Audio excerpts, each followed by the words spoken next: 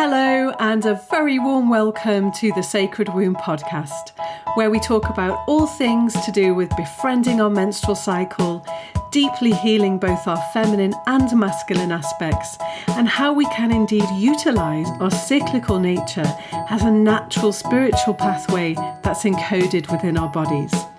I'm your host, Melanie Swan, and you can also go to thesacredwomb.com for more information and loads of fantastic free resources.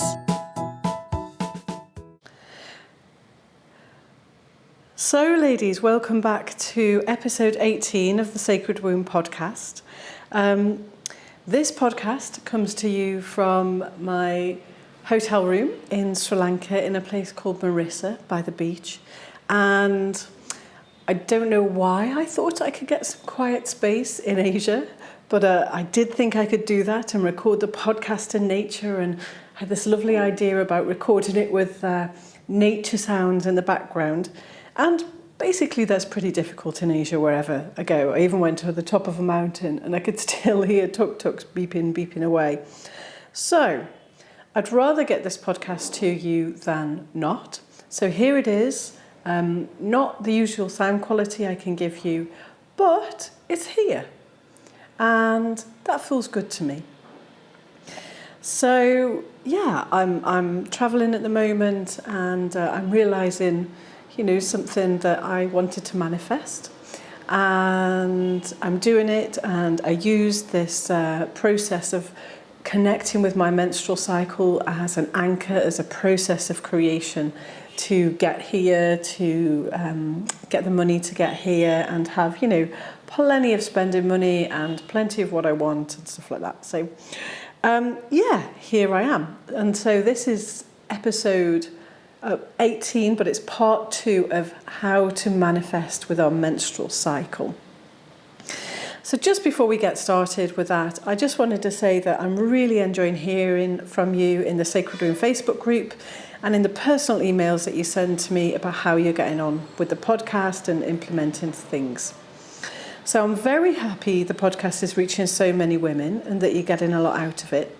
It's your comments and feedback that inspire me to continue actually with the podcast, so do keep them coming.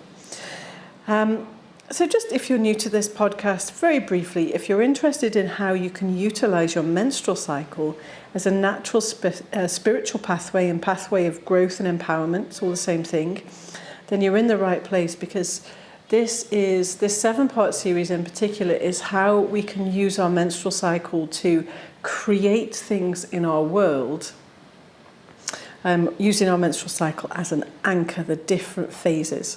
So in this 7-part series, I'm talking about different phases each week that we can key into to help us realise that there's a cycle of creation, and we don't just set our intention and put it out there wherever there is, and it sort of comes back to us.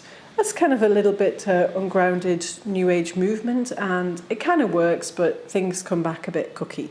But what I'm talking about here is really keying into our bodies and being present and grounded.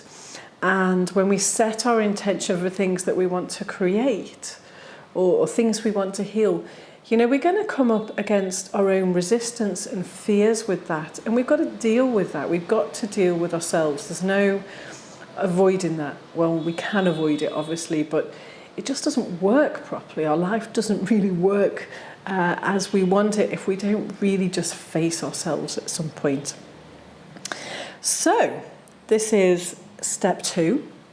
It's rest and let flow. I hope you enjoy. Okay, so I hope your time for reflection has been fruitful. Here goes for phase 2, which is rest and let flow. So this rest and let flow represents our moon time, the time when we do rest, hopefully, or take time out from our normal daily life and see what we are, see what we be, see what we want to do, and really feel into that, because that's going to be different for each of us. And every month we might want to be creative, we might want to lie in bed with a hot water bottle, we might want to watch movies, we might want to walk in nature, whatever. But But it's very important that we take time out from our normal daily life and don't have our usual expectations on ourselves to do so much, and take time to just be and let our blood flow. That's a very, very strong process that's going on in our bodies. And it takes a lot of our energy and takes a lot of our focus, and in fact can pull us further into our bodies, further into our experience of being human. So moon time is the time when we bleed, and the downwards movement of release can be likened to a wave crashing, contacting the bottom of the ocean. So this is where the power of the water both polishes the stones and gradually breaks them down, same thing. And this is what can happen if we allow it to our psyche during our moon time. And so here I'm demonstrating that in nature, as in our true nature, our moon time is a natural time of rest and renewal, polishing, grinding down, releasing our lowest, darkest, most internal point. And when we get there, from that place, there's a little pause, and then we can rise into a new cycle. And that gives us momentum. The still point, getting to the bottom of the wave, the bottom of our cycle, the end of our cycle, gives us the momentum for the new. If we try and skim over it, we don't get that momentum. We try, but it's not natural. We just don't get it. We rise into a new cycle, rejuvenated, renewed, both physically and emotionally, on a new level every single month. And that is possible by keying into our menstrual cycle and listening and following our being. But let's just imagine for a moment if we tried to stop that wave crashing. We tried to stop our natural crash into moon time, descent. So imagine we try to stop that wave crashing before it reached the bottom. That would take a lot of energy. And even if we could achieve it, it would disrupt the rhythm of the ocean. And so it's the same in our menstrual cycle. You know, one way we can really stop that flow is to stick a tampon in. The tampon, I won't go on about it now. Tampons are not good for our womb centre. Even the organic ones, fine, they don't contain pesticides and all chemicals and stuff, but they still put a plug in our flow. So I'd really encourage you to stop using those and look into your other options. So we try and stop the wave crashing. It disrupts the rhythm of the ocean. And so it's the same with us. If we try and disrupt our natural cycle, it knocks everything else out for the rest of the month. Now, we're so accustomed to that we don't really notice. And then we sort of demonize these imbalances over the rest of the month with labels of shaming, of emotionally unstable, PMT, and we think that's normal. And it's totally not. It's totally not normal to be like that and feel unbalanced and just,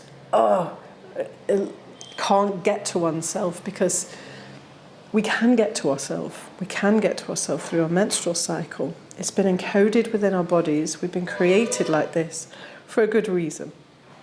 So, ladies, I encourage you to let the wave crash. In the process of creation, there is a dark, still period before things manifest. And it's on this foundation that we create. So when we get space, as humans, the one thing we do is tend to fill it as soon as possible. Let's say if we schedule 2 or 3 days as time out from our daily life, we might want to fill it with things straight away. But really, I encourage you to let yourself be and not fill the space, because we need the void before the creation. So your action step from this podcast is to take time for yourself and allow yourself time to be next moon time. Put it in your diary, schedule as much time as you can. I understand if you've got kids, that might be a little more challenging, but it's still possible. Ask a friend, ask a sister, get some support. Don't be ashamed to ask for it. And schedule some time to be. And in that time to feel the downwards pull of energy into the body, into the darkness, into the stillness. And we can actually be at our most grounded during moon time. I mean, I can hear the tapping in the background, someone's building, whatever. It's not always perfect, but within this chaos, we can find our stillness. Not always easy. So I encourage you to get used to that space. Enjoy that magical process. Don't rush. There's a natural rhythm to creation, and we have it encoded within our bodies.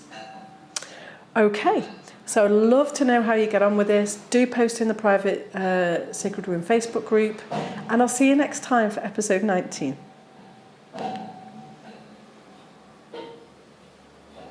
I really hope you enjoyed the podcast and that you got some useful tips out of it that can make a genuine difference in your daily life.